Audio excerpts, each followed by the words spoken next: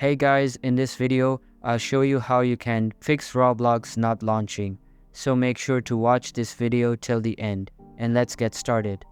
First of all, open the settings on your PC or laptop and search for installed apps. In the apps, search for Roblox. Choose the uninstall embed and uninstall it completely. After uninstalling, open Run and search for %app data %. Now locate Roblox folder and delete it. Then install a fresh version of Roblox again from the website. And that's how you can fix Roblox not launching. Hope you liked the video. Thanks.